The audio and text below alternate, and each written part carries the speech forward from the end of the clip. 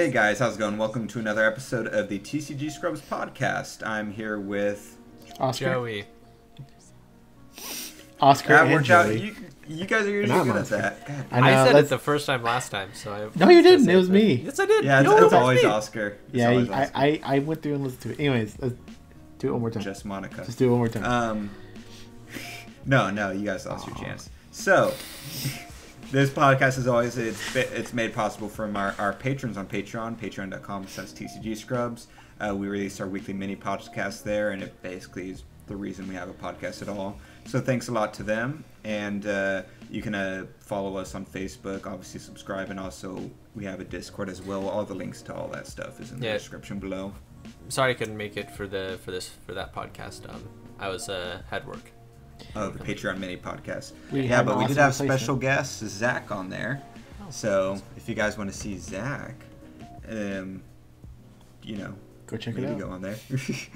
Quick thing I want to say before we get into the main discussion is last week we actually got, after we did the podcast, we got a message from a Mr. Victor Harris who had piloted the Burn Tree deck, which Oscar is actually going to be doing an article on, so keep an eye out for that at tcgscrubs.com. And he mentioned, we had talked about, did we talk about it on the podcast? Yeah, how the top player won because the other person cut their deck and so they got a game loss. But he clarified that that's not technically what happened. What happened is, if you guys don't remember, so they were playing, who was it? Ryan? Aaron Miles. And Joe. They shuffled the decks, cut, and then Aaron drew the top 5 cards or whatever, mulliganed 2, I believe it was, pulled 2, and then in response to that, his opponent cut his deck and shuffled it and put it back, which, was pretty late. And so we thought he had gotten a game loss from doing that, but apparently what actually happened is he shuffled that, and either he realized what happened, which he was saying is from playing, I think, Dragon Ball Super is where they do that, or he but so after he realized it or Aaron said something like that, and so he got very emotional about it, and so he scooped up his deck and walked away or walked over to tell a judge or something like that. And when the judge heard about that, they said, well, you would not have gotten a game loss from that. There is a way to reinstate the game state. I forget the exact specifics of how they're going to reinstate the game state. It involved basically losing out of a card draw and having putting certain cards into the deck or something like that. Basically, there was a way to come back from it, but because he had scooped when he realized he had made that mistake, it unfortunately gave him the game loss there. So, bit of clarification there. Oh, that's interesting. I didn't know that. That's a roundabout way. Yeah. Of doing that. I mean, I wouldn't think there's a way to get back. Make that fine, but yeah. I just thought that was kind of unfortunate. I guess it's always important to reinforce the idea, if anything bad happens, just stop what you're doing and call a judge. When in doubt. Yeah, if he had just said judge and not touched anything, then you would have fine. And I feel like that's happened before with it, where if they had called a judge, the situation could have been fixed, but they didn't. I feel like we've had that situation, but you always want to call a judge. Well, so, they had a judge at the table, so they had one there with them. I mean, I guess I don't know. It was probably just he realized it and then just scooped up right away. Yeah.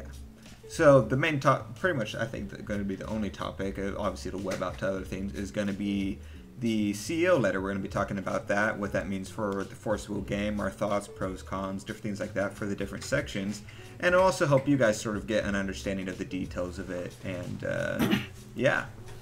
so we'll just go in order of the article. If Oscar, you want to go over what the first section, limited format, what you talked about there? Opening up the article right now. Actually, I want to go over Wanderer because I don't remember what this first part was about. First part was about something that is near and dear to Colin's heart. For the record, guys, I told both Oscar and Joey to pull up the article before we start recording. I have my article up. I know. I'm just saying for the record. Well, so first of all, I know the article. I just only remember certain parts of it, so I didn't remember the first part of the article. I'll go over it. Yep. So it's basically talking about the limited format and his reasoning. On the whole, it was basically just saying what he said before, how the Rhea cluster he felt was built for limited and they wanted to show it off. Different things like that. And he specifically said that it is not as random as people are making it out to be. Which, if I had mentioned this on our Medic podcast, it by definition, it's out of every format in Force of Will, it is the most random out of all the formats. But, I mean, I guess you can make a definition that maybe people are blowing out of proportion how random it is, like Joey. But, what do you mean? I'm not blowing nothing out of proportion. You're blowing things out of proportion. But yeah, so that was the main stuff. But one interesting I thought was said in there, and Oscar actually pointed out something else interesting about this, is he said he wanted to do the sealed GPs after the release of a new set, so that people, because there's these new cards and people aren't quite sure what to do with their decks and stuff, so he figured it'd be nice if instead of having to worry about that you just switch over and you're just doing sealed. The problem with that, which is a nice sentiment, problem with that, so we have 3 sealed GPs. One, the first one here in Richardson, is nowhere near the release set. It's going to barely happen just right after spoilers even start for the next set. Yeah. So it's kind of weird time for that. And then the set so the next set gets released, and then what were you saying, Oscar? So the next set comes out March 3rd weekend, and the very first GP after that is actually going to be in April 7th at the Minneapolis Convention Center, which is constructed. Yeah, so that's a possibility that a GP of sealed would have been there, and it's not. Mm-hmm. So you've gotten rid of one possibility. There's only one possibility left for sealed, and we've already had a sealed happen. So at most, 1 out of the 3 sealed events might fall under the category that he just mentioned. So I feel like that was an afterthought after they've already done sealed. He was like, oh, you know what? It's kind of cool if it does this, if it lands on this area. But I don't think that was an actual starting reason. Otherwise, we would have seen different lineups for the dates. I think the only one it does maybe Collinsville, because that's the end of June. And usually we have a set that comes out 2nd or 3rd week of June. Yeah. And that's a sealed event. What are your thoughts, Joey? I think it's interesting that I was looking at the actual wording, and he said it's interesting that he says there's skill that can be developed regarding deck building and finding the best form of a deck given the resources you have available to you. I think that's a good point, but I think that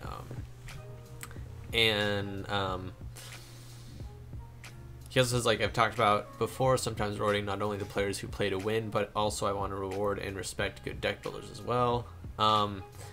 I just think that the issue is that, I do agree with that, but I think that the issue is, when your deck building can't get you further than somebody who both either has, good deck building or just has mediocre deck building, but just pulled, the cast pajamas, and so it's just it doesn't even matter at some point to where you just get blown out, especially if it's top 8, there is going to be, depending on how big the GPs are, there's going to be people in top 8 and playing for the top spots who just have better cards than you, and so you can have the best deck building in the world, but if you get a bad card pool and somebody else who is either just as good as you or even slightly below skill level, if they get better cards than you, then you're gonna lose versus them.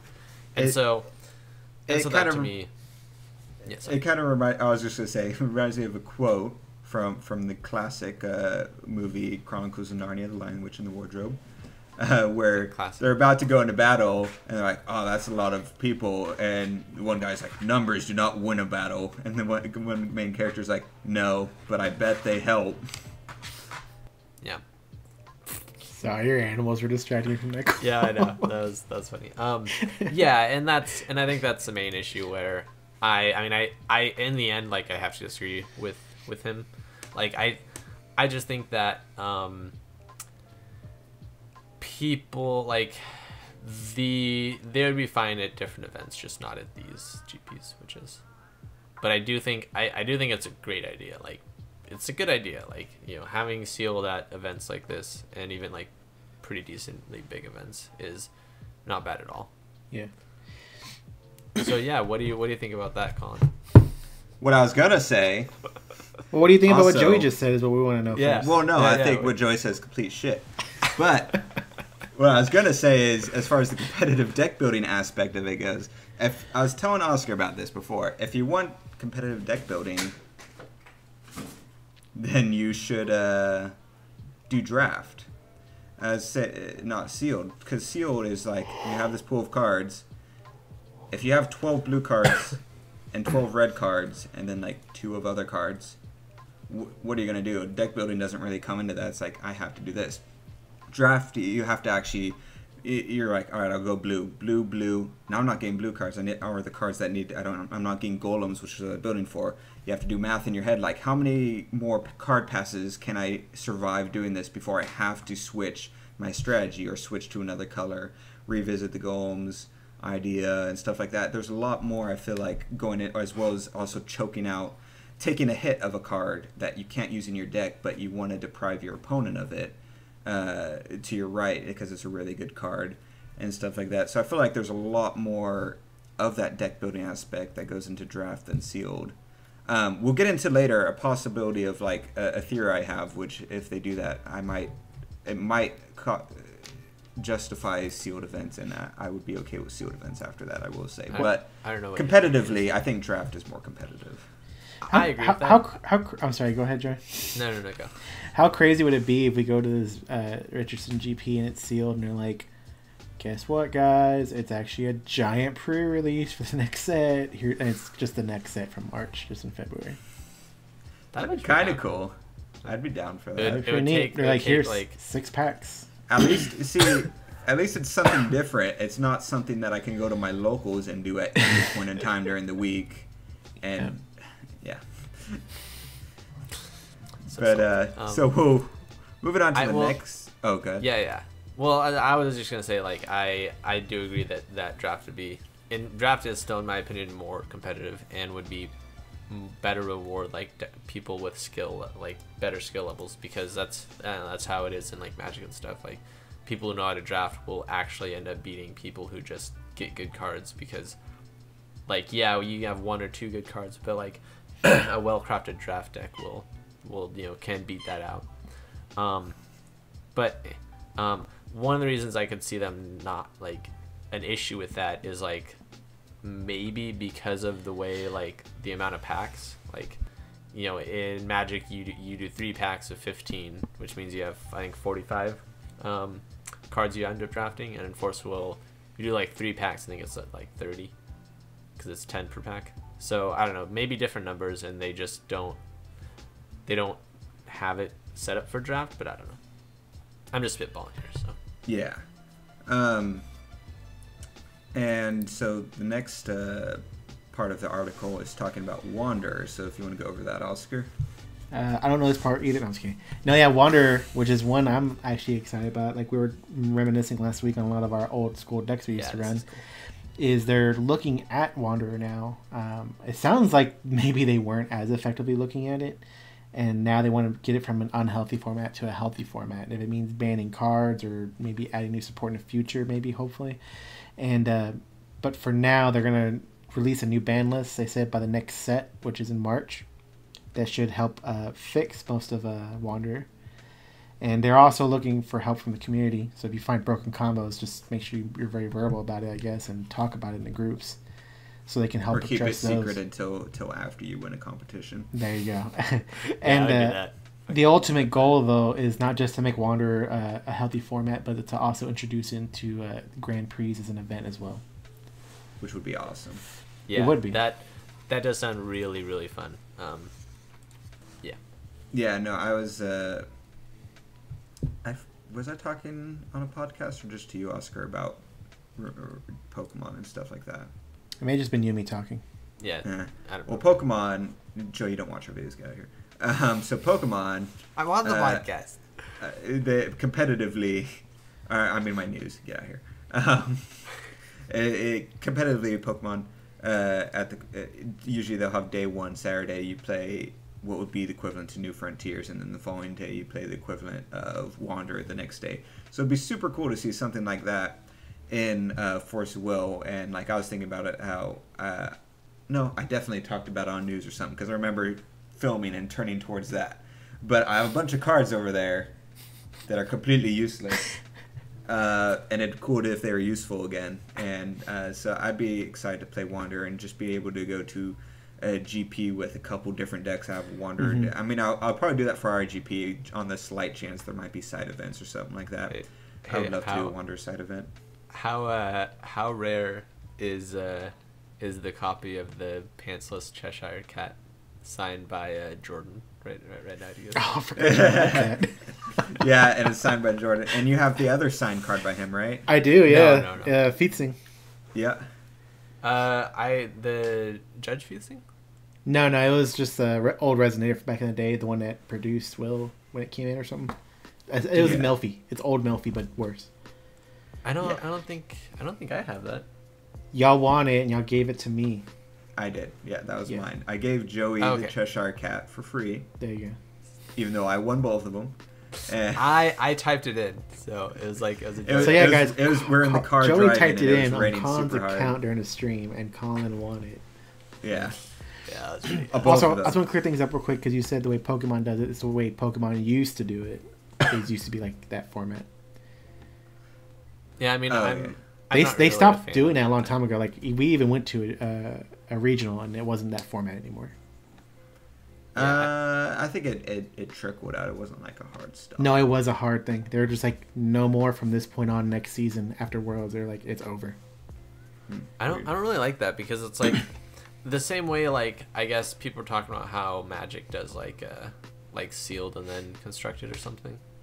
I don't remember, but like I just feel like if you start a tournament with a deck, like you should have to use that whole deck the whole time, because like that's what you're like what they're testing skill level like. And I don't know, it's just like it doesn't make any sense to me, like getting into the finals with this deck that you made for this specific event, and then all of a sudden it's changed and you have to use a different deck, and like you just end up losing. Or I see it as two ways. Like I liked it when Pokemon did that. They stopped doing it because, like, say somebody brand new coming in couldn't just easily go pick up like an expanded deck. They'd be spending a whole bunch more money than their standard deck. And the reason why I like it though, what's that? So you don't have to worry about that in Force of Will. You never know one day, man. You gotta drop a whole like $3 on a Wanderer deck. But anyways, I like the idea of it because you go to this GP day one, and you're like, man, what's gonna be here? What's gonna surprise everybody? What's the meta gonna be? And how's this gonna go? You play it out. Let's say you get top 8, and you go to day 2, and you're like, what's the meta gonna be? What's this gonna be like? This is just as exciting as when you first showed up. You're gonna go in there and see what decks are being played in Wanderer. That's kind of what I liked about it. I guess, but it just doesn't feel competitive to me. Like it's crafting a deck to beat all the other decks in one format, and then going into a different format where like either sure you probably prepared for it and you have a deck, but like you could just loot. Like if I crafted this like Wailord deck and then I'm playing that, you know, and like I am expecting to win, and I play that and I play that through the whole tournament, and then when I reach actual top 8, I don't get to play this deck, this like breakout deck that I crafted. Like it doesn't feel good to me, and it's not fair, you know, if you just play like if you have to like if you make like a good deck and like you know that it's good and you're prepared for this section of the event. I don't know. Yeah. I just don't think it's very fair. All right, that's fair. But I see both sides, especially since both sides don't involve sealed.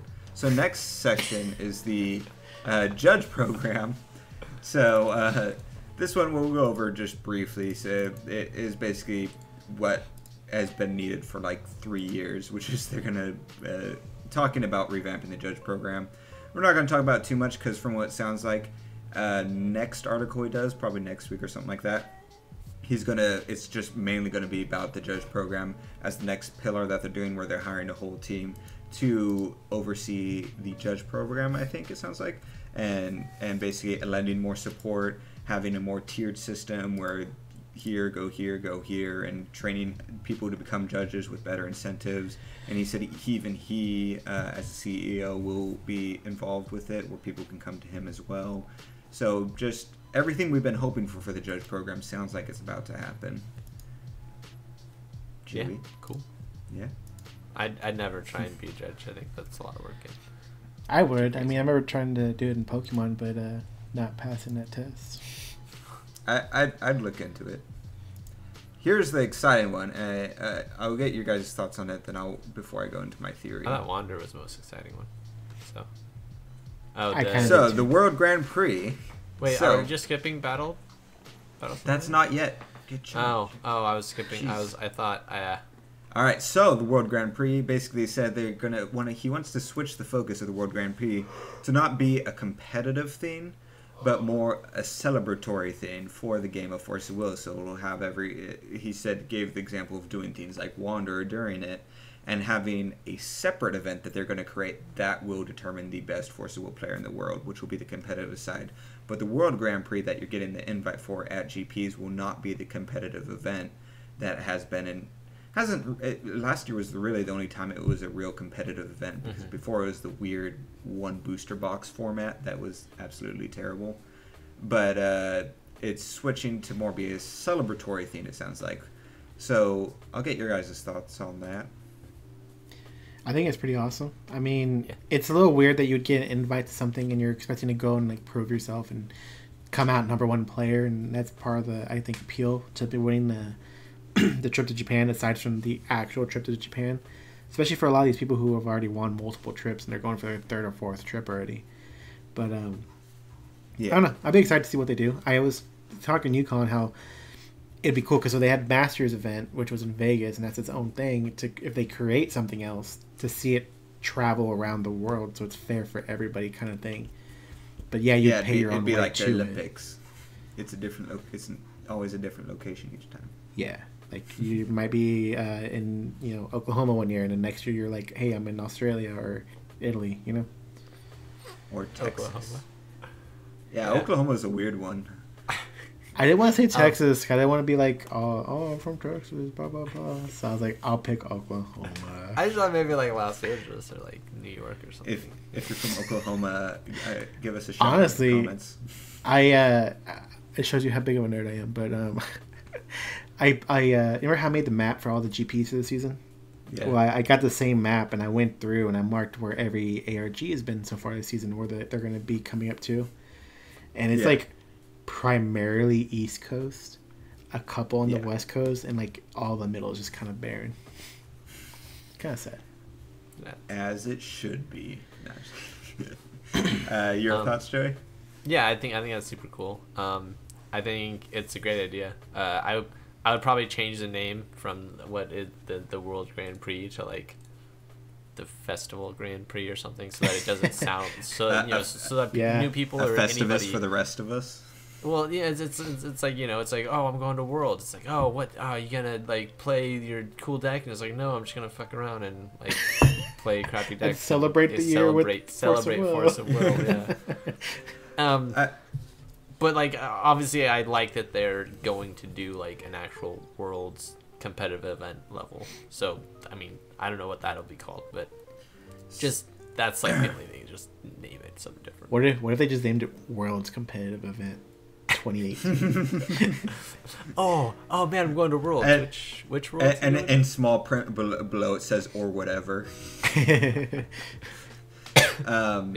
I'm actually really excited for the idea of it being a celebratory event, because like I feel like it's like, oh, I'm getting this trip to Japan to near the headquarters of where this game takes place. Maybe we'll have cosplayers there. We'll have artists giving signatures. I can go play Wander, Sealed, New Frontiers, everything inside this game to celebrate it. Maybe they'll have exclusive promo cards that you can only get there. And people can go there who aren't invited to Worlds, because it'd be like a mini convention almost, but just a really tiny scale. And that's what in my head going through. I don't know if this is what they're doing, but going through my head, I was like, man, that'd be so badass. Like I would. Seems a little optimistic on like the scale. I'm just saying, if they're going all in. I mean, I have to hand it to like at least Italy, because Italy is like the only ones who I see post pictures of their events, and they have like handful of cosplayers always showing up. Really? That Well, already in 073. Like, I mean, I'm thinking like you know, I'm kind of on Colin's side to where like if this was like a oh my gosh, like some kind of like PAX like level thing where, and, you know, obviously on a super smaller scale, but you know, that kind of thing, Yeah, like yeah, where really they have separate games, like, you know, they had board games and people more play like Gen board Con. games and stuff. But yeah. Yeah. Um, That would be really, really cool. All right, so let me real quick take you guys down this rabbit hole. And at the end of the rabbit hole is the possibility of me. Joey. This is Con's theory. At the end of the rabbit hole is the possibility of me loving COGPs. All right, so let's take you back to a time in the Force Will US group. We kept getting these comments from Robert, who heads up the ARGs, about how something big's coming. Get ready for announcement next week. A couple months ago, later, nothing. Get ready for a new announcement next week. And it kept getting built up, and we never heard anything. He has been silent on that front of like what this big thing is announcing. And a couple weeks ago, or last week or whatever, when the GP happened, when the ARG happened, he had actually met with the CEO and talked with him. And he was talking about how the CEO has these big plans for the game, and I assume they talked about the World Grand Prix, about his plans for that and stuff like that. And so I was thinking, so we have these COGPs, which everyone thought was weird and random, and now we have the Celebratory World GP, which is all this seems to be taking the focus off competitive and more like even at the GP level, celebrating the game type of thing and getting new players in and stuff like that. So what if they're switching it so all GPs are, and they hinted that Wander will be coming to GPs as well. And so what if they're switching it so GPs are the celebratory thing? It's the thing where you get sealed, you get Wander, you get New Frontiers, and you get an invite to celebrate Force of Will some more in Japan. And it's for those dedicated players or new players who love the game and stuff like that. And on the side, now you have these ARG events, which by coincidence just reinstated ARG states to add more ARG events. And the people who have been winning those are now either have been without knowing it or some fashion are also getting invites to this new side event, which is going to be the ultimate competitive thing, and it's going to be completely run by ARG, which will be find the best Force of Will player in the world, which is what they were talking about in this article, and which is why they haven't officially announced it, because they're working out the details with ARG. So if you're on the competitive side or on both sides, you're going to the ARGs. You're getting those invites to go to the competitive level. If you're just for the fun side or maybe pseudo-competitive, you go to the GPs, or you go to both, get all the invites. And it's sort of this cool thing where they're pleasing the competitive community because ARGs will happen in more areas around. So everyone who wants to be competitive can be, and the GPs are the big events where everyone from all walks of life get together from different sections of the US and meet new players and stuff like that, which sounds like is what they want to do. So it's like, and if that's the case, then all of a sudden, like, oh, COGP, that's cool because it's not competitive anymore. It's meant to be a celebratory thing leading to a celebratory World GP. If I want to be competitive, I'm looking forward to my state ARG, hopefully, that we get going here, and traveling to other ARGs and stuff like that. So that's my theory. I don't know if it's happening, but if that's what was happening, I would be super happy. Interesting. I thought you were going down some kind of like people getting all these invites and then they like go to like a Duelist Kingdom like Yu-Gi-Oh style thing where like they bring their decks in battle for like stars and stuff, and I was like, where is this going? No, I mean, that'd be pretty cool. I think it'd be cool to have two different like lines of that. Like one is just competitive and one is completely casual. I don't think any real card game has been done that or does that, so it'd be interesting. Yeah. My one issue with it is maybe like I mean, aren't like the ARG states and stuff like organized by local people and stuff and don't have a lot of like pull to them right now? Yeah. So that'd be my only worry. Well, this is a first year thing, which would explain why all of a sudden GPs appeared and we didn't, or COGPs appeared and we didn't know why. It's why we got that we're told we can do state ARGs only less than like a little over 2 months away from when the event will actually happen, which for some stores might not be possible because of the sheer amount of card games they run and stuff like that. Everything's cool. A little bit last minute, so this year's going to be like the rough test trial. Next year's when we would get like more the golden testing. standard. All right, mark it at 8:20. Colin called it. So like 2 years in the future, when this is exactly what happens, we can come back and be like, oh man, remember when Colin totally called that? Yeah, I have it in writing on that website too. If you guys look at the written news, I wrote down this theory super last minute after I filmed. I was like, oh, what if this is it? And it got me super excited, and I was like, oh man, and if that's the case, then I'm like super excited to go to the COGP now and stuff like that. But right, because it's not like some competitive thing. You can just go to your. It's less competitive, more celebratory, and just changing that tone and knowing that ARG is what I want to do if I'm competitive. It changes the atmosphere at GPs, and it changes the atmosphere at ARGs, because you don't have. It's not going to be cluttered by like people like me, who are like, this sucks, the COGP is supposed to be competitive, derp. Instead, it's either I just don't go, and I go to AAG instead, or I go because I'm like, oh, it's not competitive. I'm just going to go have fun. Hopefully there's some side events. I'm going to meet a bunch of people. Hopefully some of you guys are going to meet Jeremy and Stephanie. It'll be great type of thing. I just want to clear one thing up real quick, because I heard you say it, and things like this bother me. I'm sure people have noticed how I am by now. You said Robert with ARG, and it's Jim with ARG. It's Robert I don't know why GPs. I said that. No, I was thinking of that because there was a conversation earlier, maybe it was today or yesterday, we were talking about where we hadn't heard from Robert in a while, and that stuck with me. Yep, that's what I meant. Sorry, Jim. You're not watching this, but Robert may be watching. You don't know. Hey, Robert. Maybe they're both watching. Maybe they're secret. Robert was teasing stuff, and then Jim is the one who recently teased stuff. So that's also where I got the confusion. Point is, yeah. So yeah, that'd be cool. I don't think it's going to happen that way. I think it's just they're going to have bigger events and cooler events and more support. Well, the reason that brought me up, the reason I started down that is because reading this, and they're like, there's going to be a separate thing that'll be for competitive people that we will announce at a later date. And I was like, it'd be weird for them to do it because you're getting an invite to Worlds, unless you're already making this celebratory.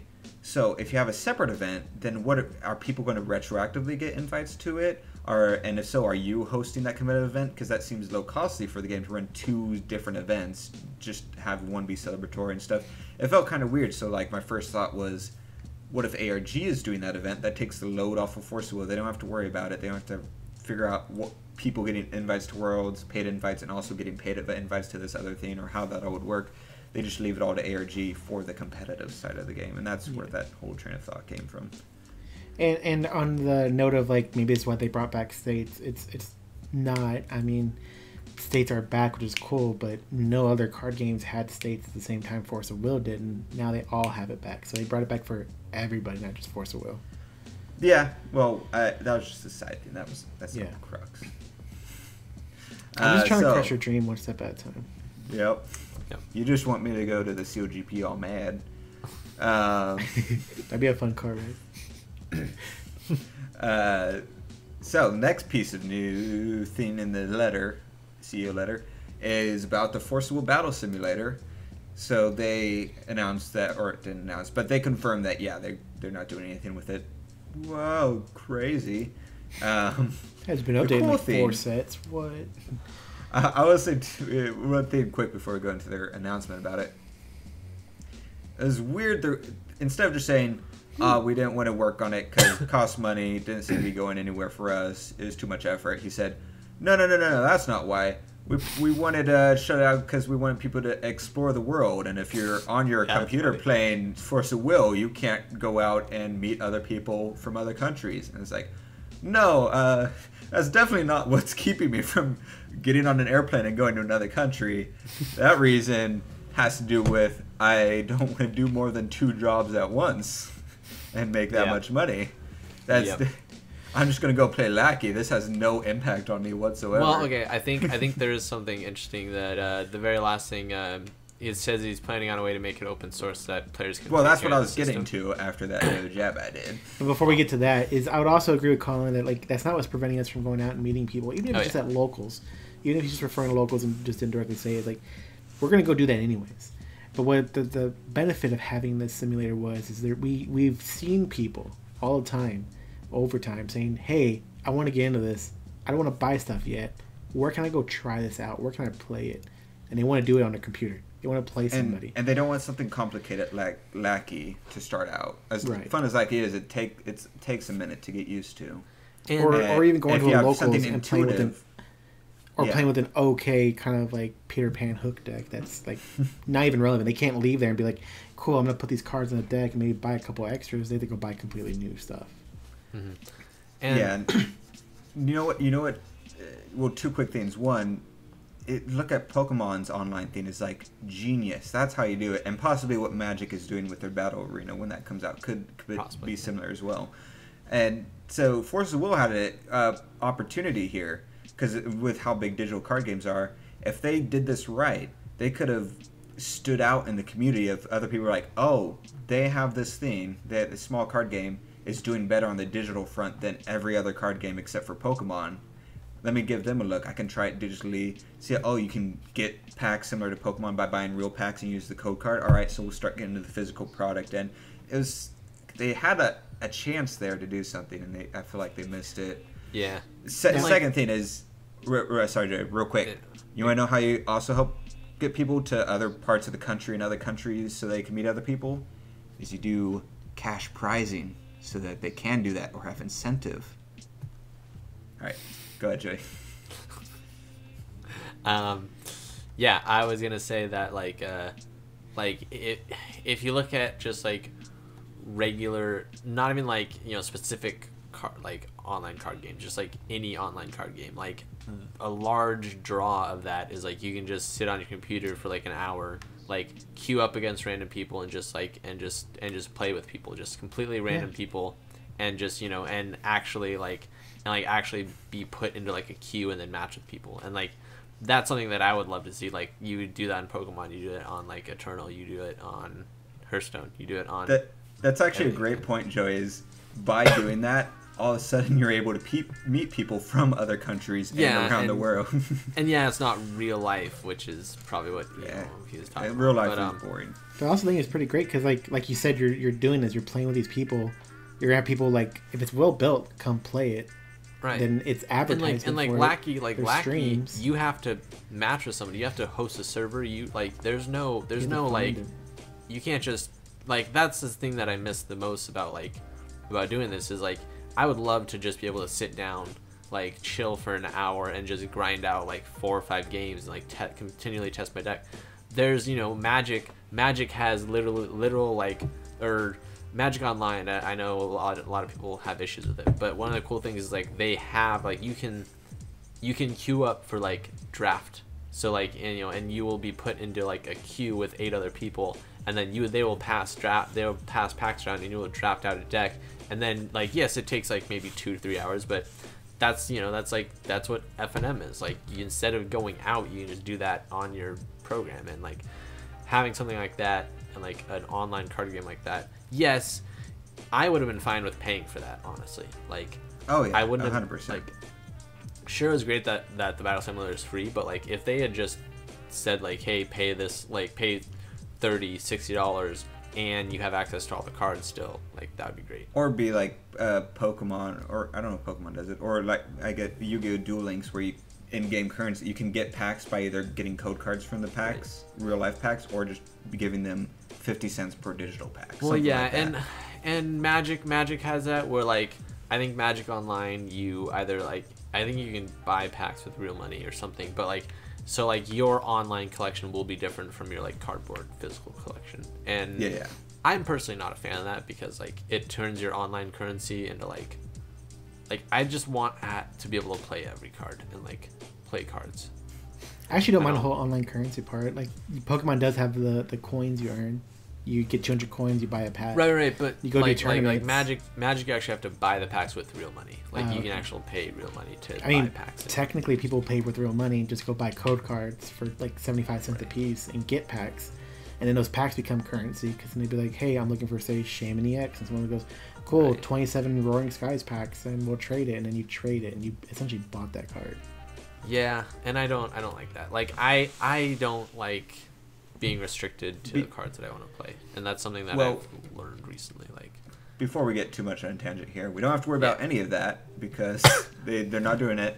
And they said that the thing that Joy had mentioned is they are going to plan on a way to make it open source so that anyone can go in and do stuff with it, essentially. Yeah, I wonder how difficult that's going to be. Like, I have to say, and this, I'm not going to go spoiler on this so that people can go watch it on Patreon, but I agree with everything Zach said on that. Like 100%. I don't know what he said. So, what are your thoughts, Joey? Let's hear your thoughts on it going open source. Do you think that that's great, or do you think it just doesn't matter? I mean, I think it's great. Like, we already have somebody keeping up with the Lackey side of it. I think if people are interested, they'll give it a try. It depends on how easy it is to mod and work with. Like, this system, the whole battle system and the way you play the game is already there. Like, they have all the phases locked in, they have the life points. It's a really good like the actions and like the animations are really good. Like, everything is good about the battles. Like, you can save decks, you can search decks perfectly fine. Like, everything we want is there, just the cards were never there. And also, you know, the matching was a little wonky. But there was also issues with the programming. Like, there was cards that were supposed to work a certain way that didn't. Like, their effects never ever happened. So you had negative effects. Like, I played, like, say, a Tama, and it didn't let me draw a card. So you had stuff like that happened. Right, and I guess I never ran into that, and it will. And, like, that kind of programming definitely depends on, like, moving forward. Like, you have to be able to program what these cards do. And I think that depending on how easy or hard it is, like, I know Lackey is pretty easy because, like, you know, Lackey already has everything built into it, like tapping, and so, like, all you have to do is add the cards, and then the Lackey system will do the rest. But what's the benefit of going to the open source program and fixing it up as opposed to just using Lackey? That's what I was going to get to. The benefit of that program over Lackey is for playing against randos because of its built-in system for sequences and passing priority and stuff. I think it's just a million times easier to do it because there's no possibility of confusion of passing priority or your opponent playing something accidentally. When you don't have communication, you don't have any audio. When you're not able to talk to them, it's just all in the chat. I think that would be similar to Pokemon. You don't have to worry about playing Pokemon and being like, oops, I drew a card, I didn't mean to, it's not my turn yet, because it doesn't let you. And I think that would be the benefit, is playing against randos. I think Lackey is would probably be easier overall, maybe, for playing against people that you're talking to, like you and me. But I think the Battle Simulator has potential if it creates an online client that can match you with randos. So in my mind, like, it really depends on, like, if we're going to assume that somebody picks this project up and they are able to fix out the kinks and everything runs smoothly, like, Battle Simulator kicks shit out of Lackey, like, every single day. I would play that every single time. Like, you don't have to shuffle. Like, the only annoying part is passing priority. Like, everything else is like, it's just 100 times better program. Like, if all the cards are added and everything, like, and, like, it actually runs how it's supposed to run, I love playing it. Like, it's so much easier. Like, it's much clearer. You pass priority. So, like, I mean, Colin is right in what he says. Like, there's never going to be a time where you, like, mess up because you're passing priority by yourself. Obviously, people who don't understand how to use the program might mess up, and that's user error. That's not the program. Like, everything is built in. It's great for new players, too, to learn everything about the game, priority and sequencing works, and it has a tutorial for it. Stuff that Lackey just can't do. I think it'd be great for new players as well. Like, even with the whole, like, you know, let's ignore, like, being able to play with other people. Just Battle Simulator is just better at everything that Lackey does. Obviously, only related to Force Will, but it only works if somebody will do the upkeep on it and knows how to program cards into it and takes the time and it's easy enough. Because if it's hard and like they need to program like Otherworld Dreams to have this super complicated like interaction that they don't like, and it's an actual like programming like language thing, like I don't know how many people are gonna be able to keep up with that or do it. And so in that essence, I don't think it's gonna happen because there's probably too much upkeep, which is probably why the Force Will company dropped it. So, moving on to the next category before we dwell on there too long. Force Will movie, it's not happening. Whoa, nobody saw that coming. He did say that the individual, because it's going to be a compilation of short films a la Matrix, Animatrix, Batman, The Dark something, I forget, and stuff like that. So the individual studios who were making those short films might still release them at some point, so we might be able to see those at some point. They're just not going to be tied in directly with Force of Will. He cited a couple different reasons, but probably the main reason, and he briefly mentions it, is money, and just like just different random things like that. But your guys' thoughts on that? I mean, it sucks. I know a lot of people were excited about it, and I was excited that it was going to happen. But when I saw, like, I guess when you saw those two trailers that did come out, and you don't see directly the characters you're used to playing with and some of the other things you're used to seeing, there's not as much of a connection between the two anymore. Yeah. And I think that's something that he did mention in his article. It just it didn't. Yeah. It didn't directly align with Force. There you go. Way. That's what I was trying to say. It felt, yeah, it did kind of, like, they look super badass. I rewatched it because I was putting it inside my Force Will news. Mm-hmm. I was like, man, this looks really cool. Like, the art with the music and stuff. I was like, oh, that's great. But the only relation it has to the Force of Will is it has the name Force of Will slapped on it. Mm-hmm. I didn't see any other connection other than maybe there'll be a lore theme, like that theme in the sky, maybe is some type of version of something else in the game, but even then you're stretching it. So I could see where they're like, this is going to cost X amount of money, it's not going to please fans much because it's not directed to the game, and it's not going to drive people to the game because there's nothing connecting it to the game outside of the name of it. So it's this weird situation where people would be like, oh, that short film is badass, I want to see the character card for her. Oh, she doesn't exist in the game? Weird. What about that one? Not that one? None of them? Oh, well, I don't care then. Yeah. So that could have been a factor, Yeah. Pretty much, yeah. Along that same vein, he addressed, like, people keep asking if they'll ever make an anime for Force of Will. And he basically said, at this point in time, no.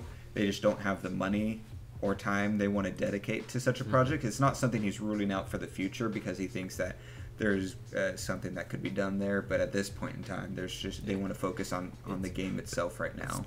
Definitely a shame because Force Will would make a great anime, and the characters are great and be really cool.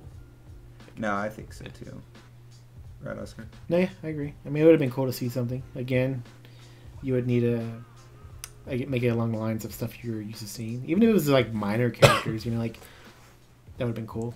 Well, I mean, I imagine it would follow along the actual like storyline they set up in the lore and everything too. So like that would just be excellent. Like if it actually followed that and had Grimm and like all the characters. I mean, another thing I wouldn't even mind is like if they released, say, this year's Vingolf, and it was like a whole new set of characters, and you only saw them in Vingolf, and like the anime was based on this Vingolf, and every Vingolf going forward is kind of going along with the anime, and that's what went with the lore of it. Yeah, that'd be cool too. And that way you still had your separate Force of Will lore and the cards and the sets, and then you had that. So, next one was addressing the miniature board game. If you guys don't remember. This at all, so. I remember the board game, but I hadn't never heard anything about it. Do you want to explain this, Oscar? Yeah, so pretty much what it was like a tabletop RPG, kind of like the way D&D is played out, and with little miniatures. And Jordan was writing it, and he was creating the whole thing. There was a Force of Will group for this. I forget the name of it, but you can, I don't know, we'll link it below. And you can see kind of where it just stopped about 2 years ago or more. And because he got so busy translating and doing all these new things. But I don't know, it was like a D&D roleplay thing. And he put up a demo version of it up, and I was able to get that downloaded. But maybe we'll give it a shot. See how it goes. Yeah, if you guys want to see us try out that demo version and just see how it plays out, we'll maybe print out some stuff to represent what would have been it and stuff like that. But if you want to see that, let us know. But it so was pretty much that project, and they're gonna still make it, looks like, but with a third-party company, and it's gonna be going to Kickstarter for the funding. Sometime before summer. Yeah, I don't like that. But... It makes sense because they don't have the money to do it, or the resources. So they have someone else do the resources, but that third party maybe doesn't have the money, but they have the resources. So they are going to the community to make sure that we have the money for it before they spend all this money on what would, because of the nature of the tabletop board game with miniature figures and stuff, would be a relatively expensive thing to do. Mm-hmm. So I'm fine with it as long as it's a normal thing where it's a Kickstarter similar to what Rooster Teeth did with their Ruby thing, where it's like, hey, the game's going to cost $40 when it comes out. Here's a Kickstarter. Give us $40. You'll get the game essentially as a pre-order, plus some bonuses that other people won't get. But it's just a way to gauge how many they should print and make, so they don't excessively do it, but also don't underdo it, and we get a happy medium there for something that could flop potentially, because they're not sure what the community is like. It is also interesting that it was being created back when Seven Kings Land had just come out, and were right before Twilight Wanderer, I think it was, because it's based on a lot of the old rulers back then. So maybe some people who jumped in during either Lapis Cluster or jumped in during now, like the new Rare Cluster, they'd be like, I mean, I've heard of Valentina, but who is this exactly? You know, stuff like that. You can see how. Yeah, old Valentina. They'll have some kind of broken mechanic like Zero Cost Regalia in the board game. And be like, what the hell is this? This isn't fair. It gives you swiftness. What the heck? And you can sack it for more will. What is this? Oh my gosh. But yeah, so that'd be interesting. The aspect that what was that? I forget now what I was going to say. There was something interesting about it. Oh yeah. Not about that, but it led me to think of whatever happened to the figurines they were making. I don't know. I mean, they had them right there in their hands. Yeah, it was shown during Gen Con, so it's not that far ago that they showed them off. So it could still be a thing, but maybe obviously all the questions that were asked during the GP were addressed in this article, so maybe somebody should have asked about those as well, and it would have been brought up. But I don't know. Yeah. Maybe we get an answer here sometime soon. I want them, because they're starting with the whatever was before Grimm. I'm going blank now. They're starting with those characters. Valhalla? Valhalla. They're starting with Valhalla characters and working to Grimm. And then they need to get to freaking Alice Cluster so I can eventually get a Sylvia figurine. And they're starting with Grimm Cluster. Not Valhalla. Sure? Yeah. I thought because the first ones was Alucard, Christie, and what people thought looked like what's it called, Little Red, but the wolf form of her. Little Dread. Little Dread. Little Dread. Yeah. And those are the three that were teased. They were just little gray figures. That's cool. But yeah, so moving on to the next thing of news, Architects. Remember that? So we're supposed to come out in October, November, push back. So guess what? It's coming out. They pushed it back. It comes out in June now. But so they're switching it now. So instead of it coming out like normal, all they're going to do is release the 4 starter decks, and it's going to be an LCG to start out with. And they said eventually down the line they'll introduce booster packs, and it'll transform into a regular TCG. But on the onset, it won't be. It'll be just those starter decks, essentially, is what it sounds like. I would actually play it if it just remained an LCG. I disagree. This was the game I was most excited about. Mm-hmm. And why? Like, what did Architect? I don't remember. All right, I don't so never heard about it. Here, Jay. 1, if you followed our channel, you would know a lot about it. 2, says, I love the design of it. I love the steampunkiness, but using actual historical figures in sort of this interesting setting. I like the artwork. Like the reason I like the idea of booster packs was getting a cool booster pack, opening up and seeing all these cool artwork cards. I don't know, the textured visual of it was really cool.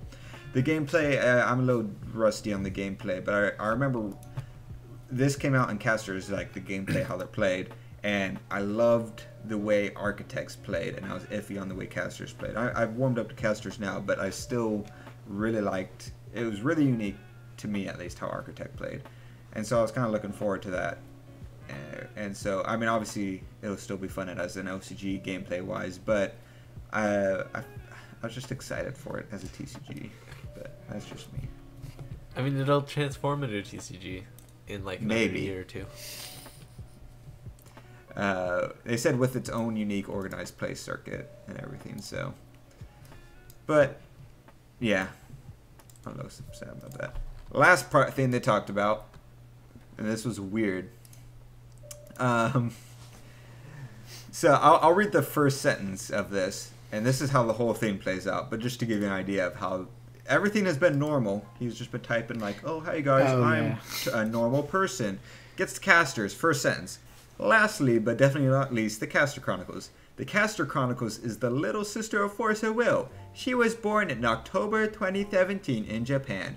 She has not completely adjusted yet to become a world citizen. She likes her home very much and can understand the culture of Japan more easily. And the whole thing is like that, and that sort of weird thing, and it talks about she's not like her big brother, and she might be a little naughty and unusual. And it's super weird, because it's such a shift from the way the rest of the letter was written. But it was pretty funny. But basically it's saying, like, doing good in Japan, we'll see how the rest of the world does, is basically the gist of it. Although, from what we can tell, it's doing good in the US. Product is sold out in every feasible online market, starter deck and booster box, including eBay. It's possible to find product at this point for that first set. And so, which by definition means it's sold out. Maybe they didn't send that much product over. But that should be an indication that the U.S. likes it, and we need more product in order to get going at locals, because people comment on our videos and on Reddit and Facebook and stuff, and I see comments of people trying to find product so they can do it at their locals and stuff like that, but they can't get their locals started without product. And so that's a problem. So hopefully they realize that it could do good in America. They just need to flood it with product, not flood it in the way they did with Force of Will during Grim Cluster, but flood it enough that people can just buy it. And then if it doesn't work, you know, you have an acceptable loss that you can have in the U.S. of product. I had a thing in my head. It kept having another C in there, and stuff like that. So I'm hoping with this next booster box that's coming out, which Oscar agreed, and because someone had commented, and Oscar agreed that, and I do that. It seems like the next booster box they're doing more effort into it. The art looks a lot nicer. They're doing a whole bunch of cool mechanics. A lot more risque. Yeah. There's a lot more risqueness. Fusion monsters. They're introducing fusion monsters. They're introducing a lot of bouncing if you're into basketball. And a lot of cool stuff. I know. I did like that. Not all those weird looking creatures like a wheel on fire or some goopy thing or like a cactus with overalls and buck teeth, like I told you. It's like the generic ones that weren't funny. Yeah. It's just like, well, even then, some of those weren't generics. They had abilities that they triggered when they came in. I mean like generic art, like it's a cactus but with buck teeth. Yeah. It's like, but now you're seeing more as opposed to like, it's an ice cream scoop that's eating another ice cream scoop. Yeah. That's hilarious, and I love that. And there's other ones like that, but like it's a butterfly but with makeup for wings or whatever it is. Like, all right, I get that. There's still some unusual stuff, like there's a porcupine, right, shooting out pencils or something. Yeah. Yeah. Yeah, that stuff is like, it's hit or miss, and I feel like they're starting to realize what the misses were. Joey's reaction wraps it all up into one. But I feel like they're realizing the hits are the ones that don't have clothes. What were you saying? I was going to say, on the topic of product, Mothership, which is our local game store, actually still has product. Yeah, no, I'm actually, when we're going there this weekend to play some Force of Will, I'm probably going to get some product for casters while I'm there. You need a booster box? You should buy it and sell it on eBay, or ship it out to one of our viewers who wants to, be a nice dude. I also would have to be a rich dude for that. So support us on Patreon, and maybe I'll do that. Yeah, just give away a box if we have enough support. But that would be an interesting for one of our giveaways, something caster related, since it's so hard to get its hands on. But maybe a starter deck. Yeah, so that we're at the end of our podcast time wise and article wise. That ended perfectly. Yeah. I like how we were going through the article, like, oh, Joey, read that section. Hey, Oscar, your turn. All right, I'm reading the rest. Well, yeah, you dropped the ball like 4 seconds into it. You dropped the ball, Oscar. So I was like, all right, I gotta be Big Daddy for the wheel and take care of my. I hated when I was in school and people were like, all right, Oscar, your turn. Read 2 paragraphs. I'm like, oh god, here I go. I hope I don't mess up anything I say. Like acceptable, you know. I was the kid in class who they're like, who they're like, all right, we need someone to read this whole page right here, and I was like, oh, me. And then they're like, you're the jock, and he was like, and I was like, damn it, and he was just like, the bunny went over, and I was like, oh my god, and I would just like read the page ahead of him and go to the next page. Yeah, I did that too. I honestly was like that. I would read slow so they wouldn't pick me again. Even though we did those reading tests, I had like advanced reading skill. Joey's a speed reader. Yeah. But yeah, thanks guys for tuning in. Like I said, if you want to watch the mini podcast, it's over on patreon.com/TCGScrubs. So that was pretty cool. Like I said, hopefully, I think we're having another letter this upcoming week, if you guys haven't already. And we have some more stuff coming up. We've already bought our hotel for GP here in Richardson, Texas. Yeah. So if you guys are going to that, let us know. By the time this comes out, it'll be like a week and a half away. You know, it's going to be super awesome. You will be able to find us because Oscar and I are going to be twinsies. Yeah. You guys have shirts? Yep. We might have shirts. You guys might have shirts? We do. Oh, I'm pretty excited. I should fly over there. You should. Why don't you come out? Hey guys, convince Joe in the comments to fly out. If you're even still here, yeah. Offer him a free IU if he comes out. Joey, like you could stay in the hotel for free and not pay a single thing if you. That's true. 100%. We have 2 beds. I'll sleep on the floor and you can have the whole bed to yourself. Is that happening the 3rd? Hold on. Let's end the podcast and talk. Is the event. Yeah, in like 2 weeks. And we're already going to the airport to pick somebody up on Friday night. Oh, yeah. I don't know if we can say who, but it's someone who has 6,000 subscribers. But... Anyways, guys, thanks for watching. Comment below so Joey has to come out here and visit us for this GP. It'd be amazing. All three of us. I'll buy the shirt for you. We can all be just Monica. All right, we'll see you guys next time. Thanks for watching, everybody. Thanks for your support.